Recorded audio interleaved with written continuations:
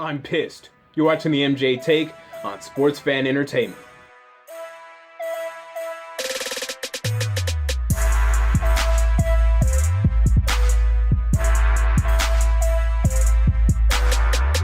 Take on Sports Fan Entertainment. Welcome to NFL Week 1 game recap. So if you haven't been here before, let me explain to you how this works. So first of all, this is a Titans versus Vikings game recap. I will discuss this game, but then after I'm done discussing this game, I will also discuss the early game. So just stick around for that at the end of the video. Let's talk about my Tennessee Titans and what a disaster today was. Guys, this was bad. And this was really bad. And trust me, I know not to overreact. I know not to go crazy, okay? And to look at week 1 and think that this means that, we're going to be horrible this season and whatnot. But the problem is, why should I believe anything different than what has happened the past couple years after today? Why? Why should I believe anything different? If this was the Green Bay Packers or the New England Patriots, you can believe that this is just one bad game and it's no big deal. Why? Because it's an outlier. Because it's something different than what you've gotten. This is not that. This is just another game in the assortment, in the conglomeration of games that has been played by the Tennessee Titans over the past 3 seasons. This is not an outlier. This is the same old bullshit. And I hate cursing in my videos, but today I'm doing it because I'm pissed. This is the same old crap. I mean, all it is it's wrapped up a little differently. This Mike Mularkey offense, I hate it, and I tweeted during the game. We were up 10-0, and I tweeted, I hate this offense. These stupid misdirections and trick plays and running backs in the flat and tight ends in the flat and fullbacks in the flat. Throw the football down the field, running the ball outside, misdirection, zone. What is this junk? Can you just run an offense, an NFL offense? We don't have Cordell Stewart and Antoine Randall L. and all these random losers you had in Pittsburgh. This doesn't work. It won't work. The Vikings defense is too good for this crap. And you still were determined enough to do this junk. Mike Mularkey stinks. And why I ever determined to believe anything different, I will never know. What an embarrassment. This was an absolute embarrassed. It was a 22 to what was the final score? 17, 16, 25 to 16. I don't care.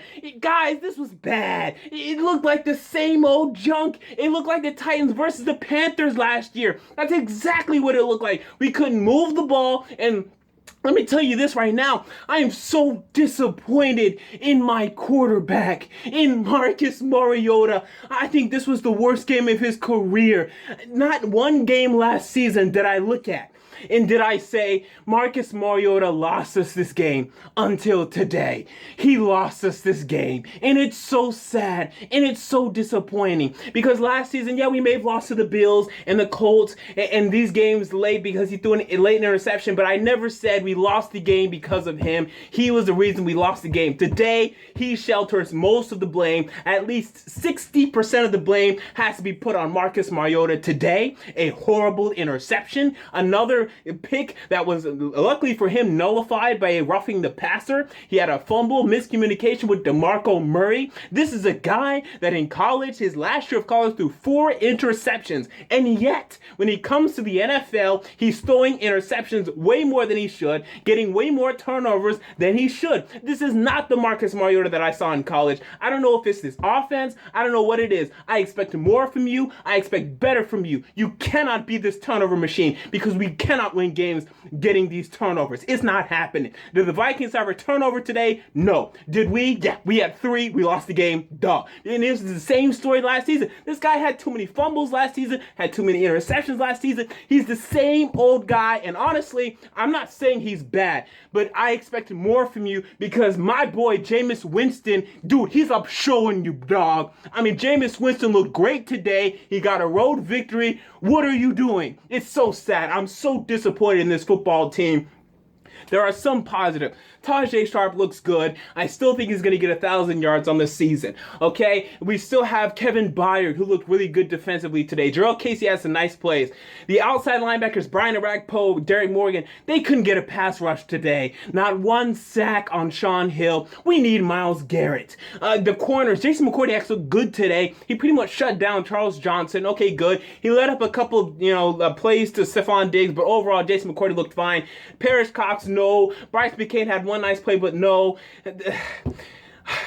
I'm so disappointed. Why did I get my hopes up? And next week, let me tell you what's going to happen. Okay? DeMarco Murray and Derrick Henry, they look good today also. I mean, let's not forget about them. DeMarco Murray had the great rushing touchdown, but he also had a fumble, horrible fumble, that also helped lose the game. Derrick Henry had a really nice play as well. The running backs look good. But what's going to happen next week? We're going to Detroit, and we're going, I believe, to lose this football game. We will look better. Okay? It will be close. I think it'll be a shootout. Matthew Stafford is going to throw all over this defense, period. If we can't get a pass rush, if we can't get interceptions, if we can't get coverage, he's just going to throw all over us. It will look better. Marcus Mariota will look better, but it still won't be good enough to me. I was saying all offseason we will go 7. I was saying we were going to go 6-10. And I bumped this prediction up to 7-9 because I believe we could actually beat the Vikings without Teddy Bridgewater. What a shame by me, because today I saw the same old 3-13 BS. Now, I'm not going to overreact, and I'm not going to say we're going 3-13 again, but let me tell you this. That was a 3-13 team that I just saw out there, period. That was a 3-13 team that I saw out there, and I'm so disappointed. So with that said, let's talk about the other games. Now, my week 1 picks are actually pretty freaking good right now, outside of the junk that the Tennessee Titans displayed today, because for some reason I decided to pick this football team, and trust me, that is something that I will not do lightly yet again. I am 7-3 with my picks right now. I missed the Broncos game, I missed the Titans game, and I missed the Oakland Raiders. Let's talk about the Raiders and the Saints first. Raiders won this game 35-34. Jack Del Rio has some big balls, man. This guy has some basket balls because, man, this guy went for a 2-point conversion to win the game. It was incredible. Oh, and by the way, obviously I haven't really sat down and watched these games yet, so I can't go too analytically, but just from what I saw in terms of the highlights and the score, that's really what I'm going to be talking about. So anyway, big balls there. Derek Carr looked great. Drew Brees looked great. The Saints, I think they need more respect. A lot of people think they're going to stink. I still think they're going to be decent. Their defense still stinks, but they're going to be in games, and they damn near won this game. I don't know why they went for the field goal, 61-yard field goal. Yes, there were only 5 seconds left on the clock, but you got to run another play to me. Run another play. The last play you ran took 4 seconds. Run another 4-second play. That's what you have to do. They didn't do it. They lose the game. But to me, the Saints are still decent, 8-8, and the Raiders are still AFC West champions to me, 10-6. We move on to the Houston Texans. Let's go there. Houston Texans versus Chicago Bears. Texans won 24-13. This game is pretty much exactly what I expected. My original prediction for this game was 27-17. Texans won 24-13. This is what I expected. So really not much to talk about here. Will Fuller looked good. I gave them a C+ for drafting Will Fuller. He looked good today. I just thought that Laquan Treadwell and Josh Jackson were better, and I'll still believe that. But hey, he looks good. Brock Osweiler had an interception today, but then after that played really well. DeAndre Hopkins playing really well yet again. He's great. They're great. Maybe not great, but they're pretty freaking good. I still have them winning the AFC South, obviously, because I'm not changing much on my predictions after this week. Eagles 29-10. Carson Wentz, really good debut. I talked about yesterday who would have a better week 1, Dak Prescott or Carson Wentz. Carson Wentz had a great debut, honestly. Still saw some issues in terms of inaccuracy, but overall, when he needed to be accurate in terms of these touchdown passes, he was accurate. Eagles have their quarterback, y'all. Y'all gotta look out. Carson Wentz has arrived. And guess what? The Browns preseason was a joke. It was a mirage. It was never gonna be, the Browns aren't gonna be a good football team. They were never going to be a good football team. In fact, I upped my prediction from 2-14 to 4-12 after their preseason. I don't know why, because they looked horrible today. They looked so bad.